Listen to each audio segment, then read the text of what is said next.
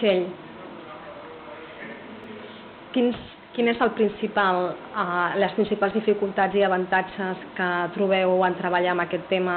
de prevenció de drogodependències dintre del centre de secundària? Bé, les facilitats que dona treballar a l'institut i en el meu cas, que sóc la mateixa persona que dinamitza i que porta el punt d'informació de Cubelles, l'Espai Jove,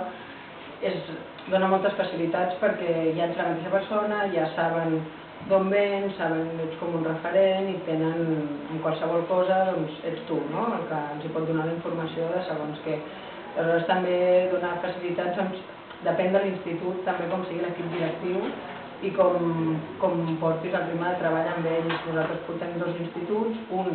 és molt fàcil perquè les coses que es proposem normalment l'equip directiu ho rep molt bé i ens posa moltes facilitats. Hem fet reunions amb AMPAs, tenim també amb els tutors, amb professorat, amb l'equip directiu i amb ells la veritat és que molt bé, però hi ha un altre institut que costa més, que potser la seva dinàmica, el seu projecte educatiu va per una altra banda i els has de intentar fer el que tu vols però de maneres diferents perquè costa més vendre'ls, no? El que tu creus que és necessari per aquells joves que coneixes també en entorns de fora de l'institut i a vegades és difícil, que depèn del projecte que tinguin, de l'equip directiu que hi hagi en aquell moment, però clar, les facilitats és que els tens allà concentrats, que els tens per grups, a l'hora de fer xerrades, detectes una necessitat i els tens allà. Diferent que poder-los concentrar en un espai jove o que els has de fer recerca pel carrer o amb activitats concretes. A l'institut tens allà. I els joves a l'institut reben bé aquest tipus de treball, aquest tipus de temes? Sí, els agrada, jo crec que és dels que més els agrada. Drogues i sexualitat crec que és el que més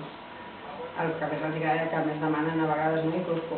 veuen que s'ha fet amb altres grups i quan vindreu a fer la xerrada del nostre grup, no? Vull dir que necessiten informació i n'hi ha que potser estan més així al principi, però